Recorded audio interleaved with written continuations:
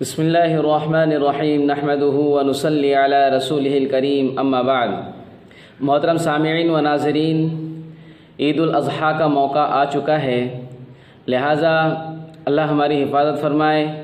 اس بار یعنی جس طرح عید الفطر ہم نے لاک ڈاؤن کی حالت میں منائی تھی، اس طرح عید الاضحیٰ بھی لاک ڈاؤن ہی میں آیا ہے۔ اس لیے جو لوگ مسجد میں نہیں آ سکتے، بلکہ مسجد میں آنے کی اجازت ہی نہیں ہے فی الحال عید الفطر ہی کی طرح، تو اب بھی مسجد میں عید کی نماز نہیں ہوگی، عیدگاہ میں نہیں ہوگی۔ اس لیے ہم کو اگر احناف ہے تو اپنے شرائط پائے جائے تو عید کی نماز گھر ہی میں پڑھنا ہے۔ شوافی تو ان کے لیے کوئی شرط نہیں ہے، اگر تنہا آدمی بھی عید کی نماز اپنے گھر میں پڑھنا چاہتا ہے تو پڑھ سکتا ہے مجبوری کی حالت میں۔ لہٰذا جو ویڈیو عید الفطر کے میں نے جاری کیے تھے احناف اور شوافی کے الگ الگ، تو اسی طرح کچھ چیزوں کے ساتھ انہی ویڈیو کو میں پھر سے جاری کروں گا انشاءاللہ یوٹیوب پر، لیکن اس کے اندر چند گزارشات ہے وہ میں پہلے عرض کر دوں۔ سب سے پہلے تو یہ ہے کہ میں نے عید الفطر کی نماز کا طریقہ بتایا تھا، تو عید الاضحیٰ کی نماز کا بھی وہی طریقہ ہے، صرف نیت کے اندر عید الفطر کی جگہ پہ عید الاضحیٰ کی نیت کرنی ہے۔ اسی طرح نیت ہم کریں گے نماز کی کہ میں 2 رکعت، احناف ہے تو واجب کی نیت کریں گے، میں 2 رکعت واجب نماز ادا کرتا ہوں عید الاضحیٰ کی، زائد 6 تکبیروں کے ساتھ واسطے اللہ کے اللہ اکبر، اس طرح سے نیت کریں گے، امام پڑھانے کی نیت کرے گا۔ شافعی ہے تو سنت کی نیت کریں گے کہ میں 2 رکعت عید الاضحیٰ کی سنت نماز ادا کرتا ہوں زائد 12 تکبیروں کے ساتھ۔ بہرحال جس طرح وہ نماز پڑھے تھے اسی طرح یہ نماز بھی پڑھنی ہے، لیکن نیت کے اندر فرق ہوگا بس۔ اسی طرح احناف کے نزدیک جو شرائط ہے کہ 3 بالغ مرد امام کے علاوہ ہونے چاہیے عید الفطر کے لیے یا عید الاضحیٰ کے لیے، اگر وہ شرط نہ پائی جائے تو پھر جو ہے 2 یا 4 رکعت چاش کی نماز احناف پڑھ لیں، شوافی تو 1 بھی ہو تو عید کی نماز پڑھے گا۔ اسی طرح ایک چیز یہ بتانی ہے کہ جو میں نے ویڈیو بنائے ہیں اس میں نے جو ہاتھ اٹھا کر کے تکبیر وغیرہ بتائی ہے، ہاتھ باندھ کر بتایا ہے، تو اس میں آپ حضرات کو میرا الٹا ہاتھ نظر آ رہا ہے جو سیدھا ہونا چاہیے، تو یہ میرے فرنٹ کیمرے کا مسئلہ ہے، میں فرنٹ کیمرے سے ویڈیو بناتا ہوں، اس لیے میں سیدھا ہاتھ بتاتا ہوں تو آپ کو الٹا نظر آتا ہے، تو وہ تھوڑا ایڈجسٹ کر لینا، معاف کر دینا تھوڑا مجھ کو۔ اسی طرح عید الاضحیٰ کے خطبے کے اندر تھوڑا فرق ہے، انشاءاللہ وہ بھی میں ڈسکرپشن میں ڈال دوں گا، تو وہ بھی دیکھ لیں انشاءاللہ PDF کی شکل میں آپ کو مل جائے گا۔ اور ایک چیز یہ ہے کہ عید الفطر کے اندر ہم نے یہ سنا تھا کہ عید کی نماز سے پہلے کچھ کھانا سنت ہے، لیکن عید الاضحیٰ کے اندر عید کی نماز کے بعد کچھ کھانا سنت ہے، قربانی کا گوشت ہو، اس میں کلیجہ ہو تو بہتر ہے، اور ورنہ کوئی بھی چیز کھا سکتے ہیں۔ اسی طرح یہ بات ذہن میں رکھنا ہے کہ قربانی جو ہے وہ عید کی نماز کے بعد ہی ہوگی۔ ابھی دیکھو انشاءاللہ اس ویڈیو کے آگے ویڈیو شروع ہو جائے گا آٹومیٹک، آپ عید کی نماز کا طریقہ اس میں دیکھ سکتے ہیں، چاہے شافعی ہو چاہے حنفی ہو، وہ آپ حضرات اس کے اندر وہ طریقہ دیکھ سکتے ہیں۔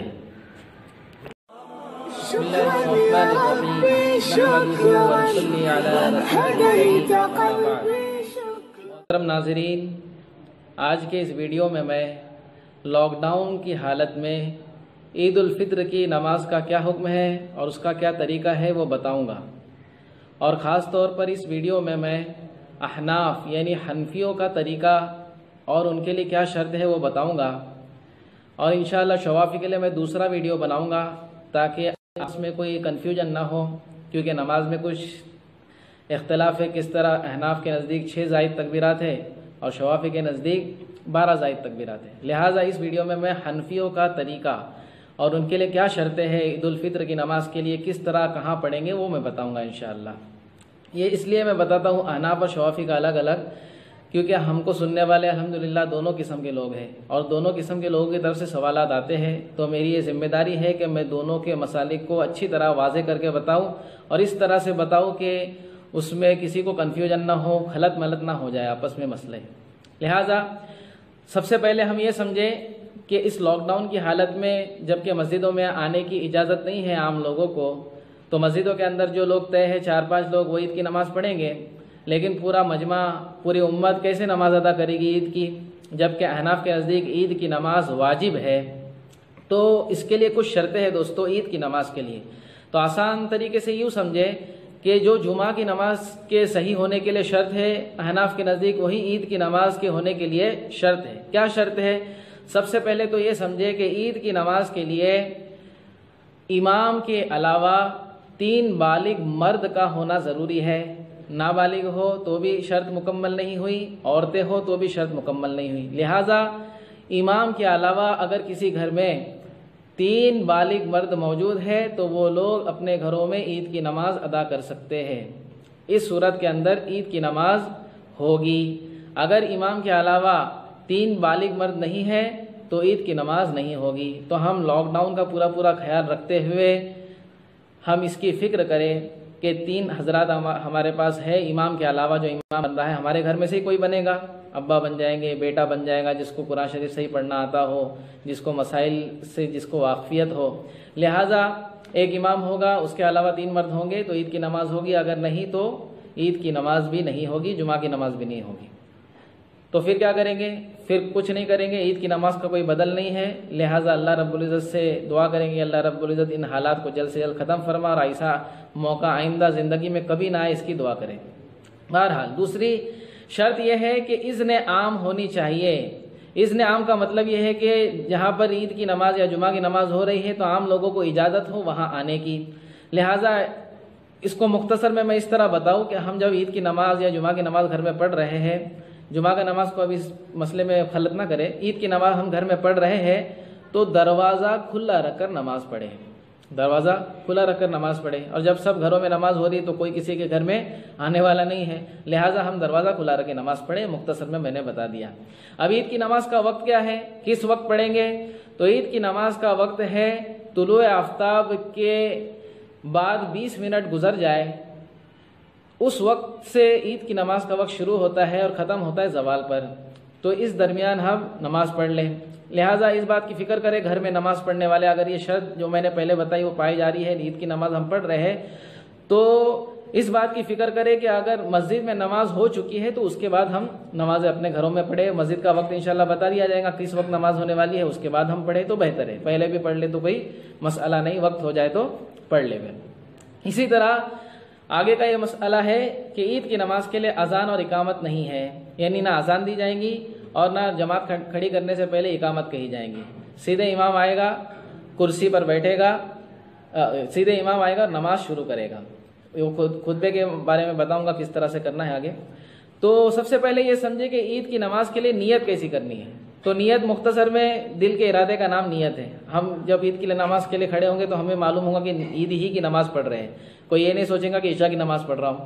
لہٰذا نیت اس طرح کریں گے، اگر پھر بھی زبان سے دہرانا ہے، کہ میں 2 رکعت واجب عید الفطر کی ادا کرتا ہوں اس امام کے پیچھے واسطے اللہ کے، اللہ اکبر۔